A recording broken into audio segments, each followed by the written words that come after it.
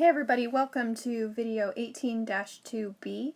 We are going to be working with still pyramids in this section, but now we're going to be putting them into composite figures. Remember, composite is either putting two types of figures together and finding a total volume, or possibly taking a figure and carving out another solid figure from it. So in example 2, we have a carving out example here.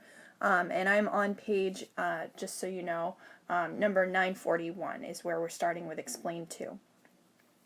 So we have the volume of the composite figure that we need to find that's formed by a pyramid removed from this prism. And we're going to round that final volume to the nearest tenth. First thing we want to do is to find the volume of the box or the prism, and that's just going to be length times width times height.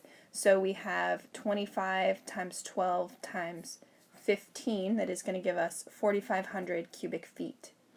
Then what we want to do is we want to find the volume of the pyramid. Well, remember what we know about the volume of the pyramid. It's the area of the base times the height, and then we take a third of that. Now notice the area of the base of the pyramid, it's inverted, but the area of the base of the pyramid is the exact same thing as the area of the base of the prism.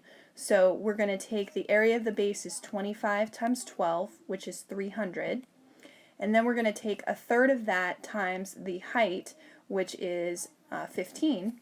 And still the height of the pyramid here, again from the apex, which is inverted, all the way down to the base, is the exact same here as the height of the prism. So 300 times 15, take a third, and we get 1,500 cubic feet. And then all we're going to do, you guys, is just subtract those two volumes. So 4,500 is the total volume for the prism, and then we're going to subtract out the volume of the pyramid, which gives me 3,000 cubic feet. So that's example A. As we know, we have another one on the page here for example B.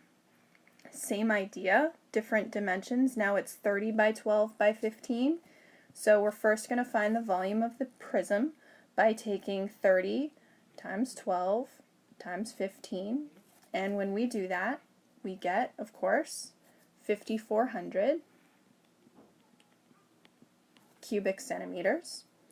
Then we're going to find the volume of the pyramid itself. The area of the base is 30 times 12, or otherwise known as 360 square centimeters. So a third of the area of the base, or 360 times 15, is going to give us 1,800 cubic centimeters. So we're going to subtract the volume of the entire prism, the volume of the pyramid from the prism. So 5,400 minus 1,800 is going to give me 3,600 cubic centimeters. Pretty straightforward. Next page is your turn problem. This time for our composite for number 5 here, we have two pyramids. The base of a pyramid is a square with a side of length 6 inches. So let's write that down before we get started here. It's a square that's 6 by 6, and each pyramid has a height of 8 inches. So again, the height goes from the apex all the way to the bottom there, and that is 8 inches. So for number 5, we have a composite of just two pyramids stacked together. On number 6, a little bit more challenging, but still totally doable. We have a composite figure of a prism